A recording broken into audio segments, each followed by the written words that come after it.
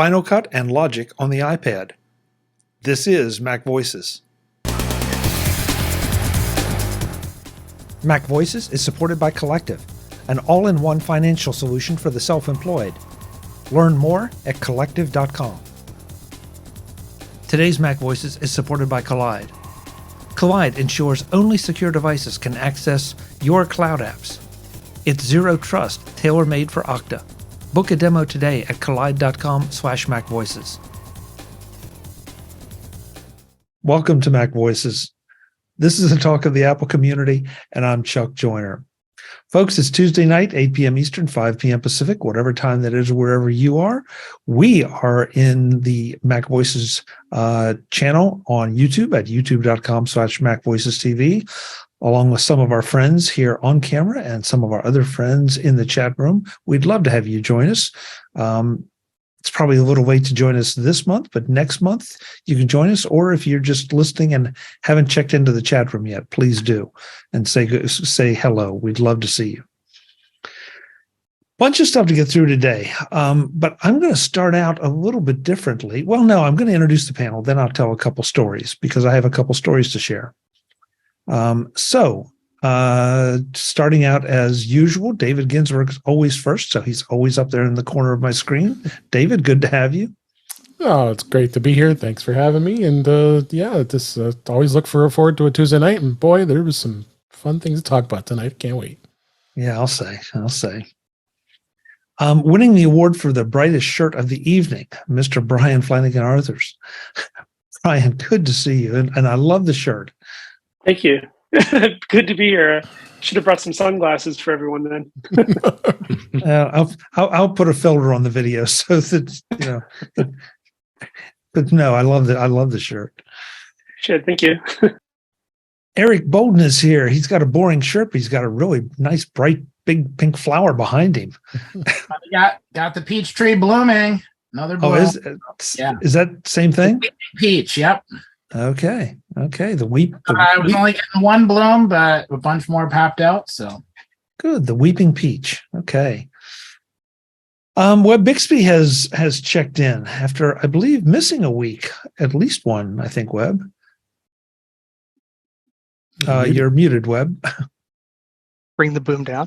Yeah, I was at a concert last week, Chuck, and I wish I was here instead of there because it was not a good show. Oh, sorry to hear that.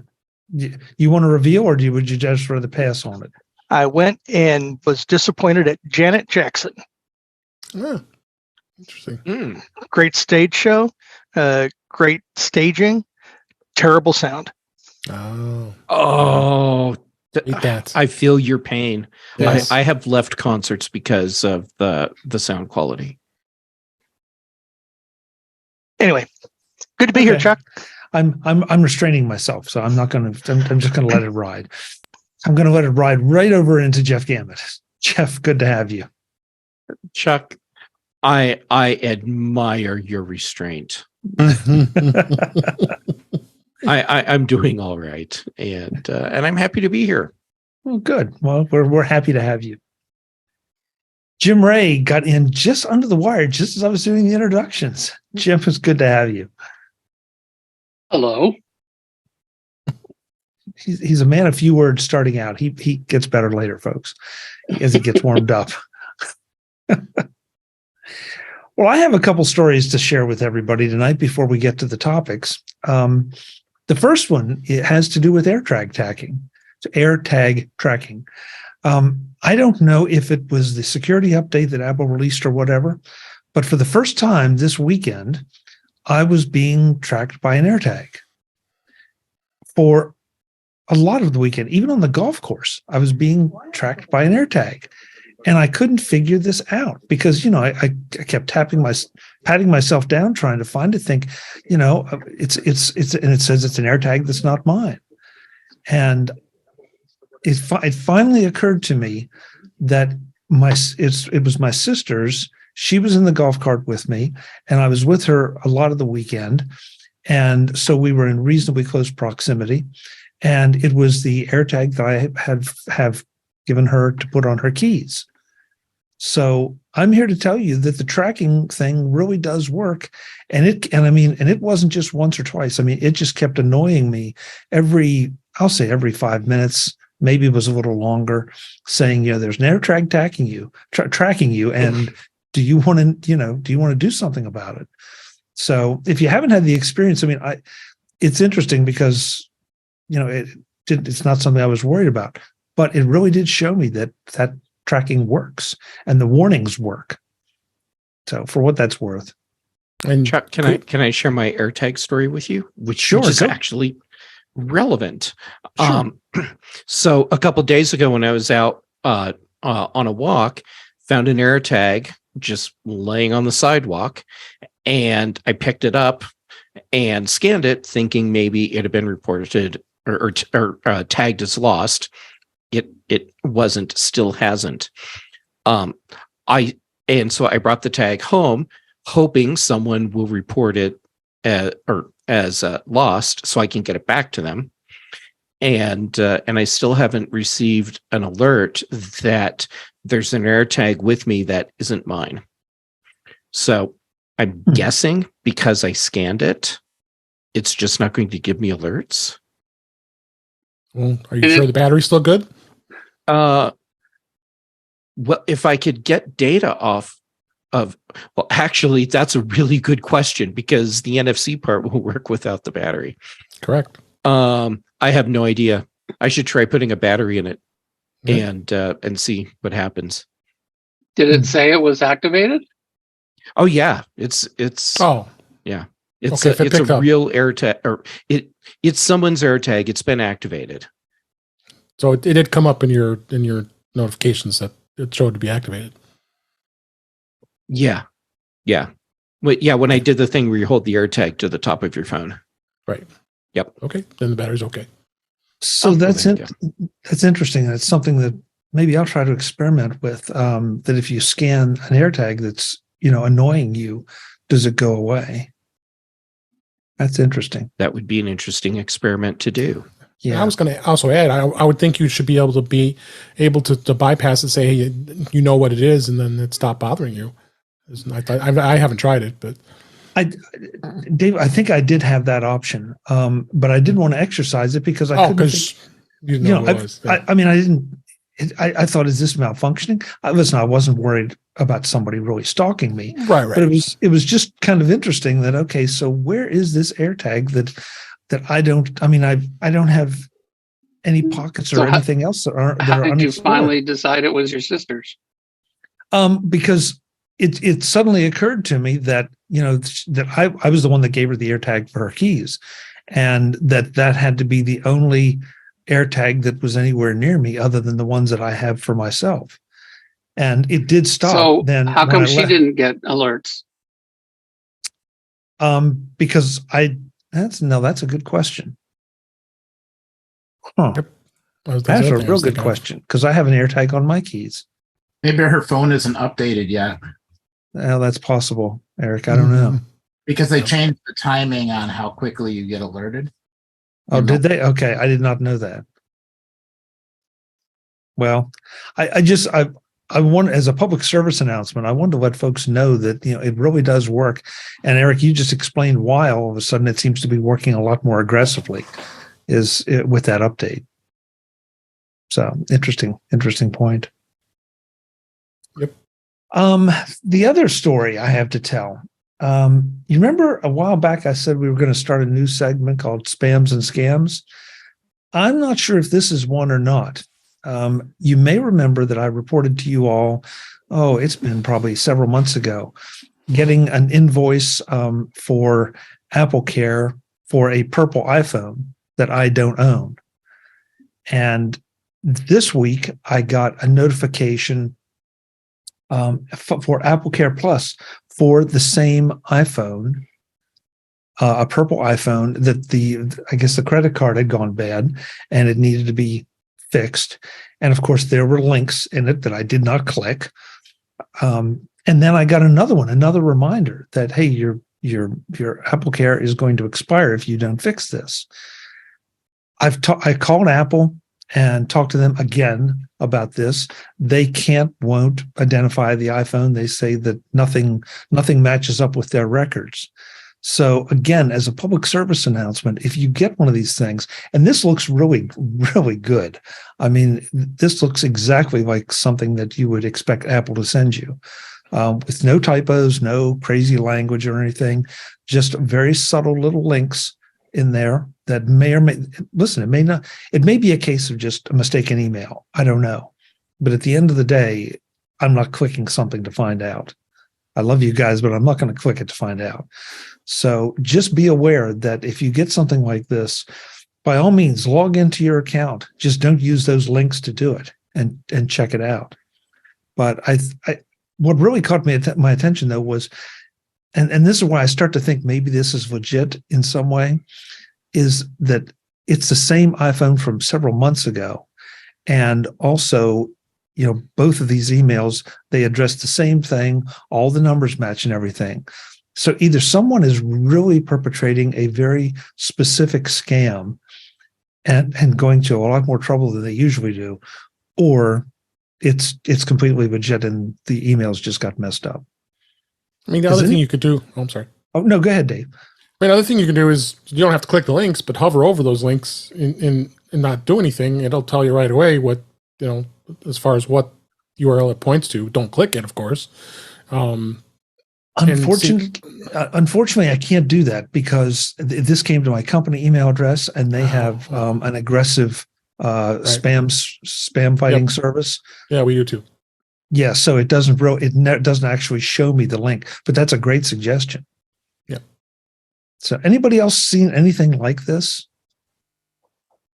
I have problems like this occasionally, where it's, in some cases, I'm certain it's a scammer. In a lot of the cases, I know it's people who are idiots and don't know how to enter their own email address in something. There's I think his name is Jimmy Gamet. I think in Arkansas. He'll probably never be able to buy another GMC truck again based on the reviews that I left on the service he was getting. Anyhow, usually I just let stuff go, but when it just keeps happening and happening and happening, it's the same person, all their stuff coming to me. After a while, it's like, you're begging me, and I will oblige. To do what? To screw with their accounts. Oh, I was. How do you do that? I get, I signed up, early for Gmail, so I have a Gmail address. It's not my primary one, but that is just my name, my actual correctly spelled name with no extra numbers or anything. Mm-hmm. And, it's a kind of unusual name, but I guess there are other people. There's apparently somebody in Australia, and they've gone on some trips, and I gotten like their boarding passes, and here's their campground reservation, and I'm wondering,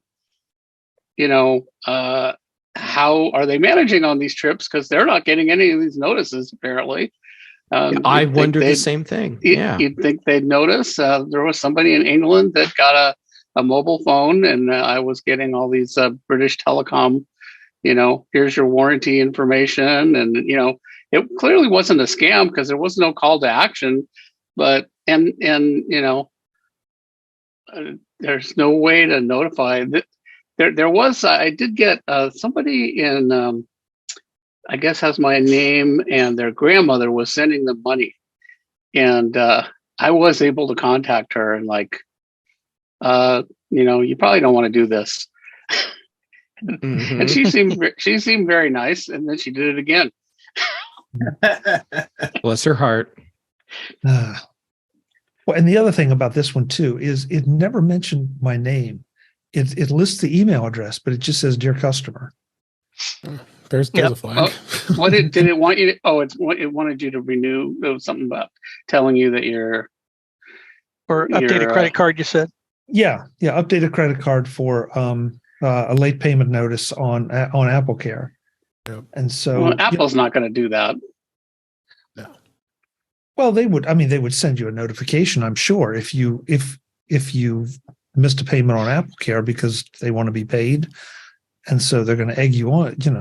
Just like any other late notice reminder. But it just there were just a number of links in here. I'm just looking at it now. Number of links in here, and it just, I don't know, it just feels weird. And so if you see something like this, folks, by all means, just be cautious. Check it out, but don't use the links in the email. If it's a service you have or something you care about. If you don't care, then that's fine. But if I have Apple Care, and I've been paying for it, I would definitely think I would care. So, so first thing is probably the hottest story of the day, maybe of the week. And I'm going to drop it in here, and that is that Final Cut is coming to the iPad and Logic. And Logic, excuse me, yes. Not a Logic user, so I've kind of overlooked that. But this seems to have taken a lot of people by surprise, even though it's been talked about for a long time. And one of the things that's surprising is it's happened about 3 weeks after NAB and 2 or 3 weeks ahead of WWDC. So the timing seems a little bit strange. Yeah, it does. Or does it? Today's Mac Voices is sponsored by Collective at collective.com. Attention freelancers and solo small business owners. If you're tired of drowning in paperwork and want to focus on your passion, listen up. Collective.com is the all-in-one financial solution for individuals like you. Whether you're a consultant, software developer, coach, photographer, content creator, or graphic designer, Collective has got you covered. They handle everything from corporate formation and compliance paperwork to taxes, bookkeeping, accounting, and even payroll. It's a perfect blend of technology and human expertise to guide you and maximize your tax savings. No need to hire multiple professionals anymore. Collective does it all at a fraction of the cost. Plus, if you act now and join before June 30th, they can save you thousands of dollars on your 2023 taxes by backdating your S Corp election. On average, Collective members save a whopping $10,000 per year on taxes with this option. Don't miss out on this opportunity to save and simplify your financial life. Visit collective.com today and start saving, and let the experts handle your setup, accounting, bookkeeping, and taxes, including your personal taxes. That's collective.com, your financial solution for freelancers and self-employed entrepreneurs. Thanks to Collective for supporting this week's Mac Voices. Mac Voices is supported by Kolide at kolide.com/MacVoices. Clicking on the wrong link can cause you plenty of headaches if it's just you. But if it's your company, the possibility of clicking a wrong link is multiplied by the number of users, right along with the headaches. Your users don't mean to create a problem, but they have other things on their priority list. That's why Kolide works so well for Okta users. You can get your entire fleet to 100% compliance. If a device isn't compliant and tries to log in, it can't. The user is provided with the information on what needs to be done. If they do it, great. If not, they're blocked. Immediate, helpful device compliance that secures your company. Without Kolide, there's nothing to stop an unsecure device. With Kolide, unsecure devices don't have a chance to cause issues. And this is all built to work seamlessly with Okta. Zero trust architecture and 100% device compliance. That means fewer support tickets and less frustration all around. Just what the doctor ordered. Visit kolide.com/MacVoices to learn more or book a demo. That's Kolide, KOLIDE.com/MacVoices. Kolide.com/MacVoices. Thanks to Kolide for supporting Mac Voices. Well, remember a few years ago when Apple made a bunch of pretty significant announcements about this point before DubDub? I think it was like 4 days in a row. They kept dripping out, and everybody was like, "Oh my God, WWDC is going to be blockbuster." And my recollection was that it was. So it seemed that's my biggest takeaway is, wow, what are they going to say at WWDC must be so packed that they can't fit this in. So we gotta get this out of the way.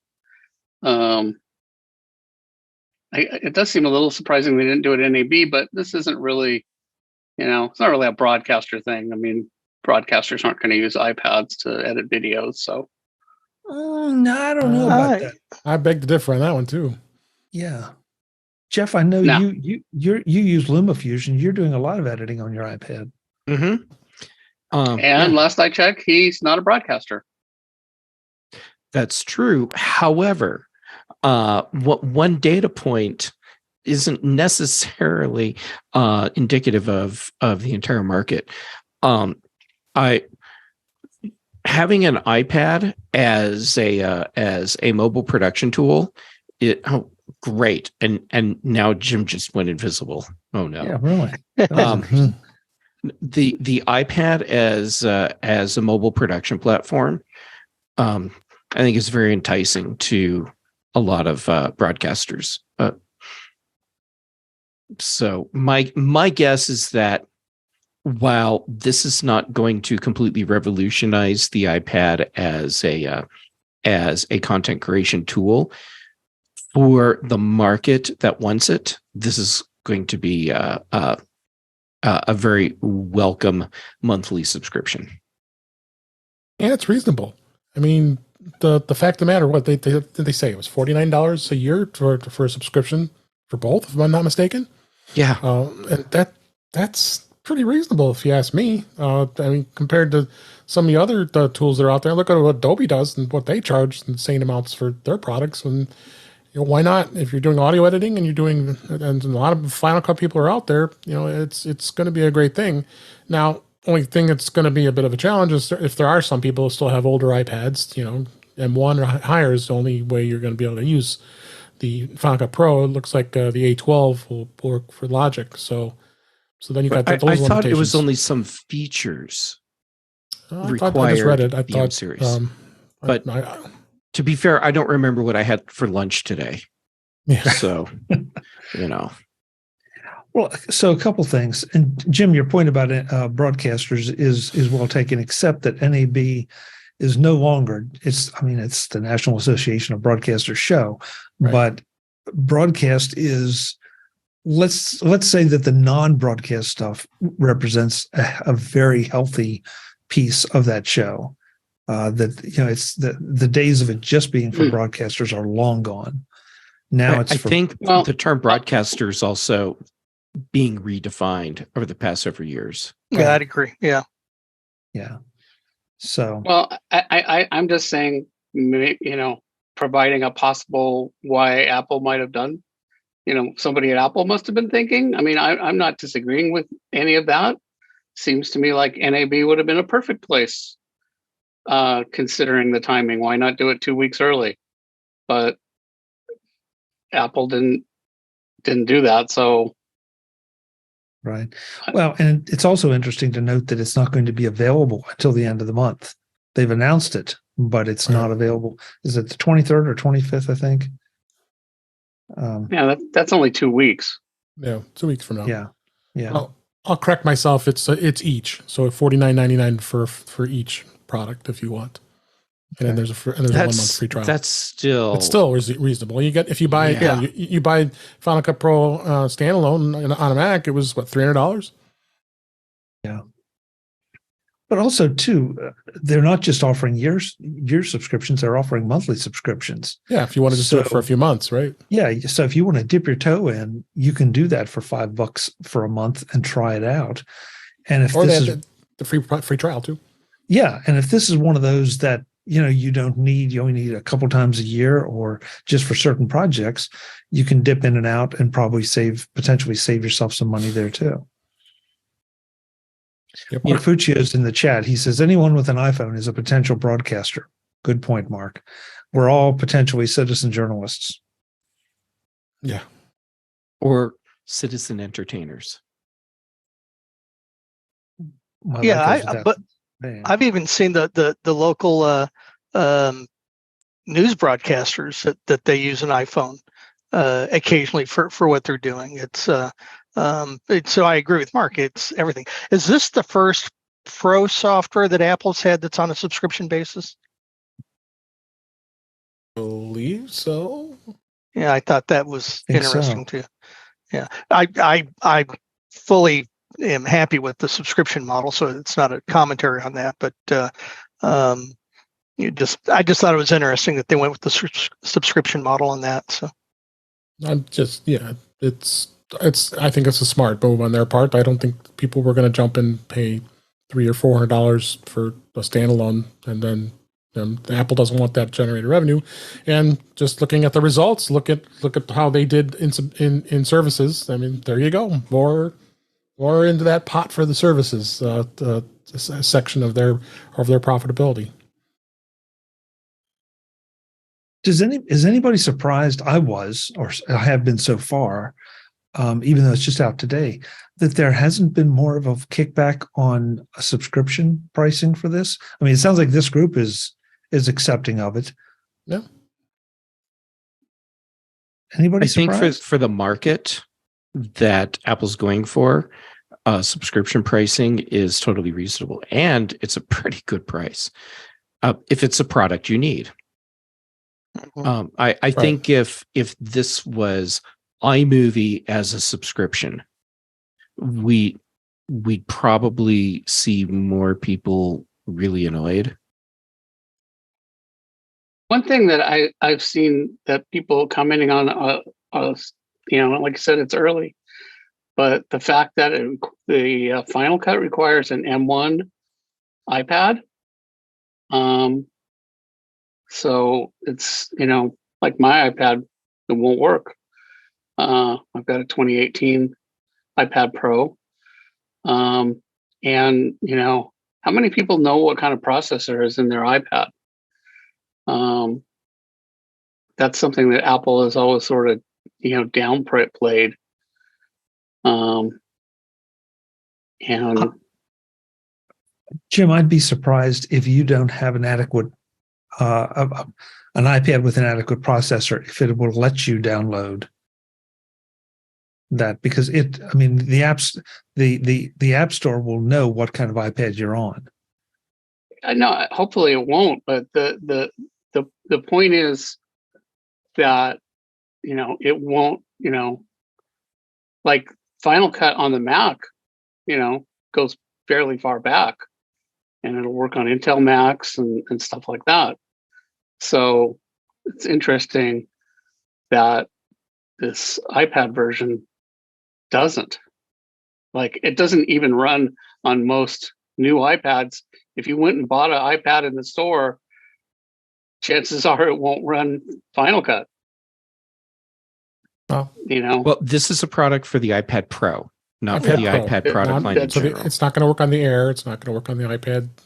Right. It won't work on anything except a Pro from the last 2 or 3 years.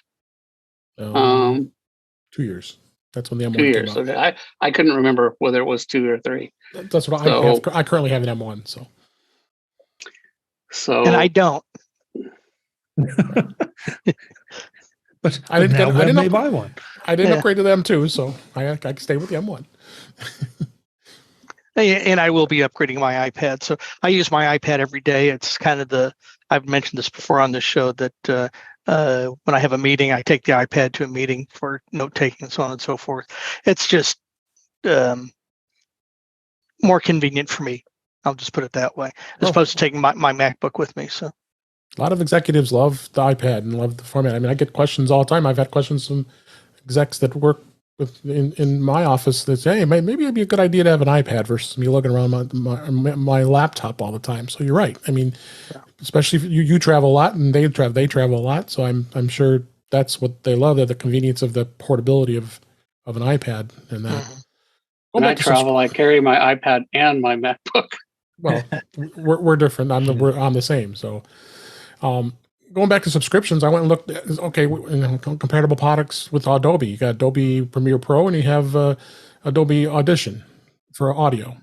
$20.99 a month each for each one of those. That's a month. Yeah. So you got, you do the math and also do the the fact, are you well versed in Final Cut, or do you prefer Premiere? So that's really, I guess you got to decide how valuable is this subscription. And I believe you can do this on the iPad too. Premiere Pro and Audition do work on the iPad now, but it took Adobe a long time to do that, to get it on the iPad too. Well, so Apple in this case too.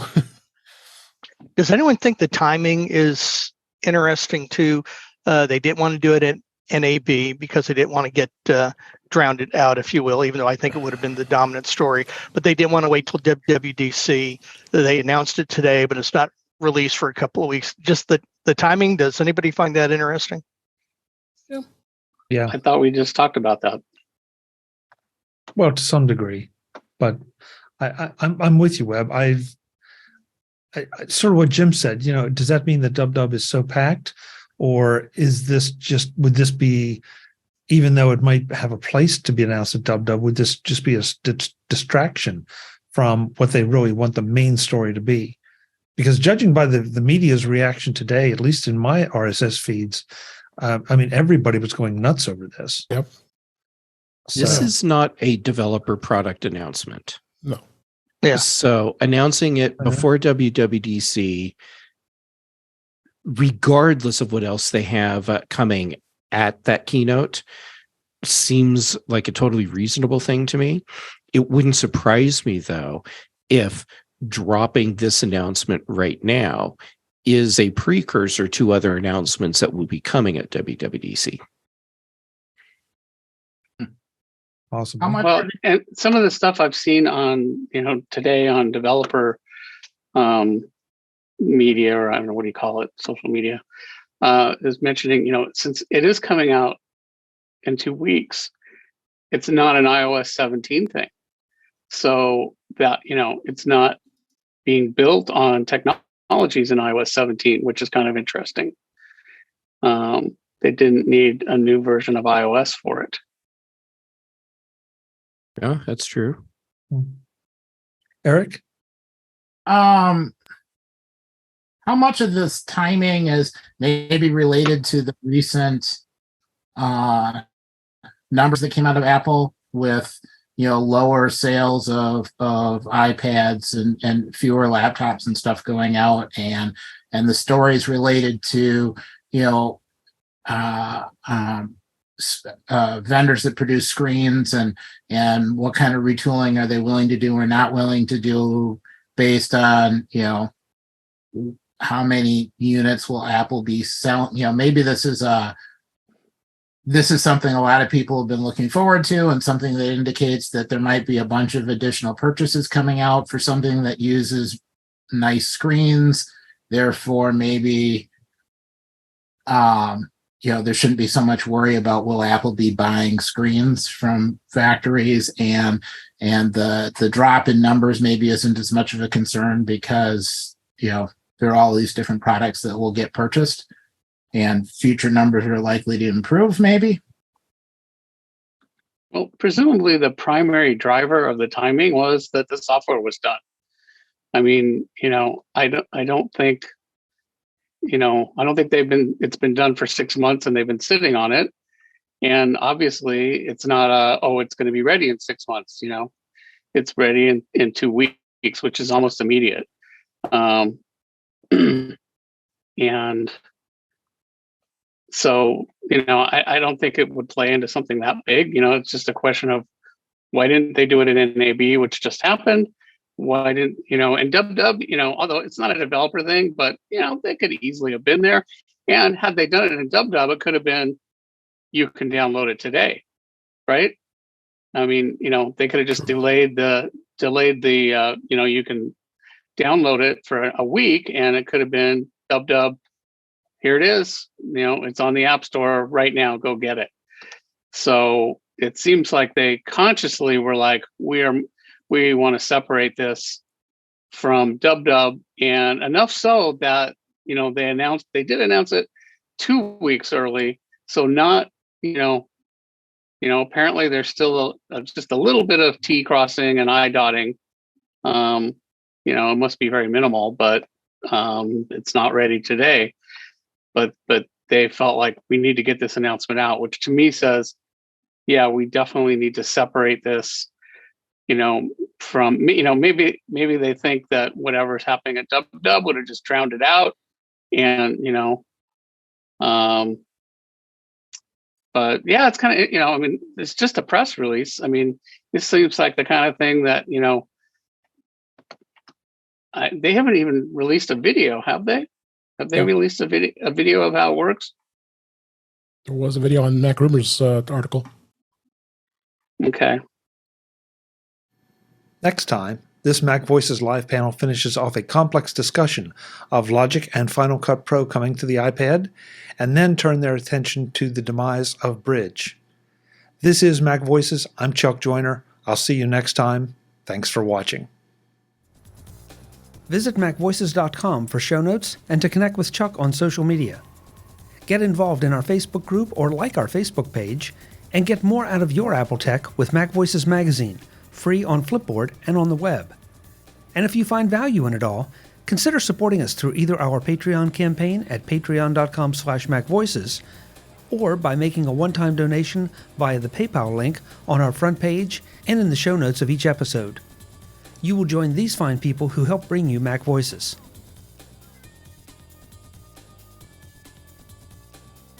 Advertising handled by Backbeat Media at backbeatmedia.com. Bandwidth provided by CacheFly at cachefly.com.